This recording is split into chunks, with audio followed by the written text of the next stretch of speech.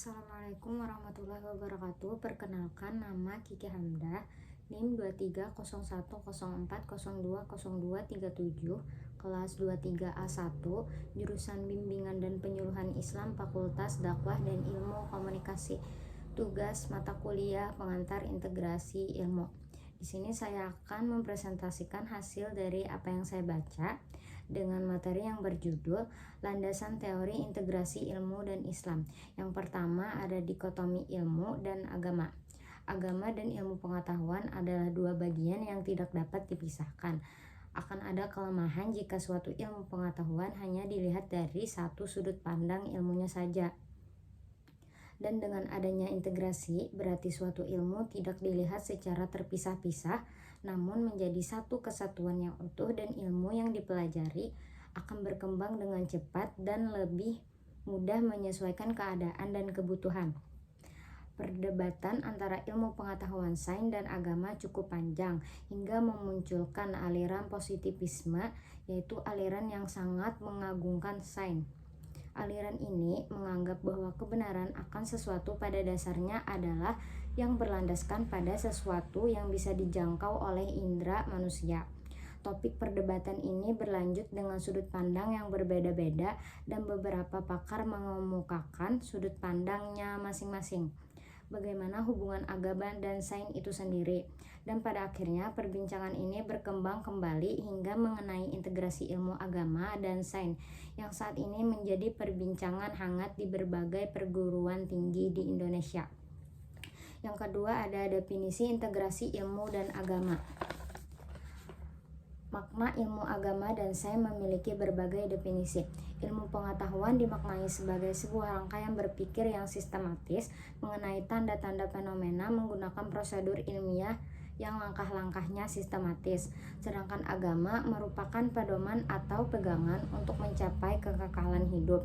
Dan agama juga bermakna sebuah sistem pemahaman atau interpretasi terhadap dunia yang membuat artikulasi pemahaman atas diri dan tempat dengan tugas masyarakat dalam jagat raya.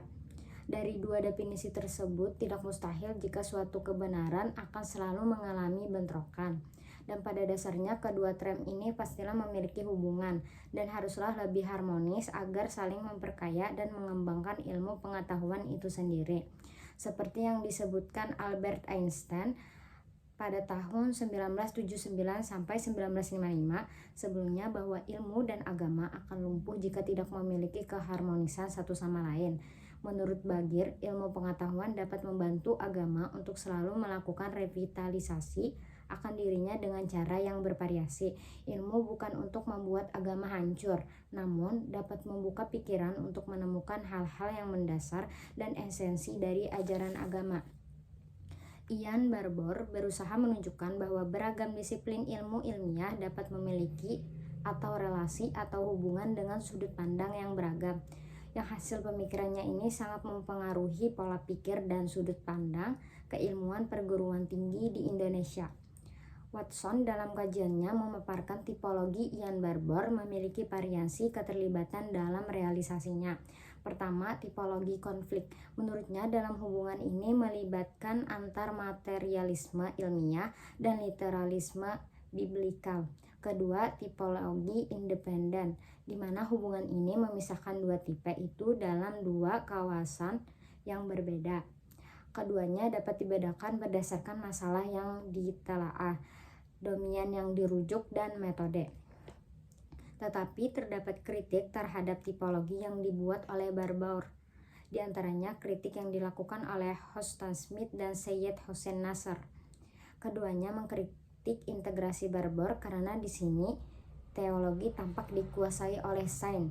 Bagi keduanya, yang pendukung filsafat perennial, yang seharusnya terjadi itu sebaliknya. Teologi, tepatnya tradisi, menjadi tolak ukur teori-teori ilmiah. Sekian dari saya. Mohon maaf jika terdapat banyak kekurangan. Wassalamualaikum warahmatullahi wabarakatuh.